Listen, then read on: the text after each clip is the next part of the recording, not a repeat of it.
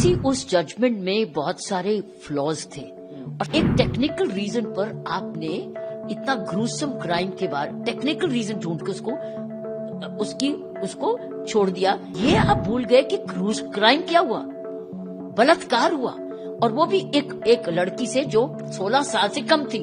एक रेप नहीं हुआ, उसका बाप भी मर गया, उसका वकील भी मारा गया।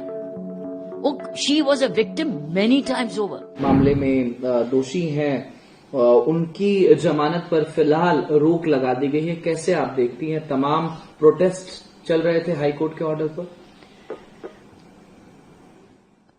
हाँ, माननीय ऑनरेबल सुप्रीम कोर्ट, इसी उस जजमेंट में बहुत सारे फ्लॉज थे और सबसे ज्यादा फ्लॉ ये था कि एक इलेक्टेड एमएलए को आप पब्लिक सर्वेंट नहीं मान रहे, जबकि जजमेंट्स अवेलेबल हैं कि वो पब्लिक सर्वेंट हैं।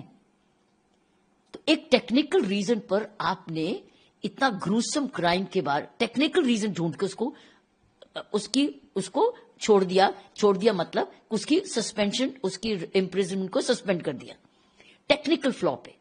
और साथ में ये भी ढूंढने की कोशिश की कि नहीं, वो 15 साल कुछ महीने की थी तो बालिग नहीं थी। दो टेक्निकल रीजंस। ये आप भूल गए कि क्राइम क्या हुआ, बलात्कार हुआ, और वो भी एक लड़की से जो 16 साल से कम थी। ये तो एडमिट कर रहे हैं कि 15 साल 9 महीने की थी, सो 16 साल से कम थी तो बालिग तो थी। और दूसरा, टेक्निकली क्योंकि कानून में, दूसरे कानून में ये पब्लिक सर्वेंट नहीं है। जो व्यक्ति पब्लिक फंड्स ले रहा है, इलेक्शंस लड़ रहा है, कॉन्स्टिट्यूशन पे आप कसम खा रहे हो कि आप जाके पब्लिक ट्रस्ट को, पब्लिक सेवा में जाओगे, और आप रेप करते हो और फिर आपको कहला जाता है कि आप पब्लिक सर्वेंट नहीं हो। कानून तो ये कह रहा है कि बैंक एम्प्लॉय भी पब्लिक सर्वेंट है। सो इसका मतलब क्या, ऑनरेबल उस bench of the high court ने ये देखा नहीं कि ऑलरेडी कानून विजिट कर रहे हैं, कानून जजमेंट्स हैं अवेलेबल। सो इसलिए, लेकिन ये भूल गए कि क्राइम क्या हुआ। ये तो नहीं कहा उसने कि क्राइम नहीं किया, क्राइम तो किया, उस क्राइम की सजा मिली है। उस क्राइम को क्या कहोगे? क्योंकि वो बालिग नहीं है, क्योंकि वो पब्लिक सर्वेंट नहीं है। ये कहां की रीजनिंग है? इसीलिए तो पब्लिक आउटक्राई हुआ। और पब्लिक आउटक्राई अननेसेसरली इनजस्टिस नहीं मांगता, पब्लिक आउटक्राई जस्टिस मांगता है।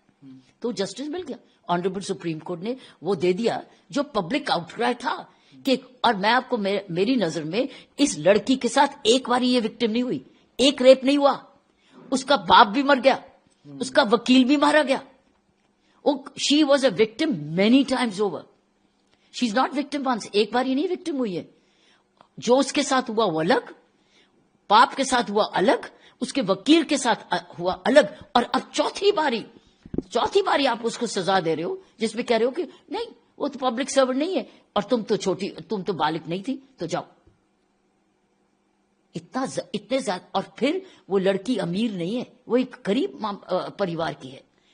उसके परिवार ने किसी हद तक उसके साथ सपोर्ट किया, और खुद विमेन वॉलंटियर्स ने उसको सपोर्ट किया शायद। लेकिन दाद देते हैं कि उसने बड़ी बहादुरी दिखाई, अभी भी बहादुर है, अभी भी छोड़ने को नहीं तैयार है। इसीलिए जब उसने आवाज उठाई, और उसके साथ जो विमेन वॉलंटियर्स थी जो जुड़ी हुई हैं, उन्होंने आवाज उठाई सारे देश को। और फिर मीडिया का रोल तो था ही, मीडिया ने उसका सारी बात बताई, और साथ में जो आर्टिकल्स आते रहे, पेपर्स में आते रहे, उसकी वजह से दरवाजे खड़काने पड़े, और सुप्रीम कोर्ट ने आपको न्याय दे दिया, न्याय वापस दे दिया। लाइफ इम्प्रिजनमेंट तो लाइफ इम्प्रिजनमेंट 20 साल होती है, इसमें तो 20 साल जाएगा। उसमें एक फादर की डेथ के मर्डर के लिए तो 20 साल है, लेकिन इसको 6 साल क्यों आपने? इसीलिए मैं समझती हूँ सुप्रीम कोर्ट ने वो दिया जो जस्टिस डिमांड कर रहा था, बनता भी था।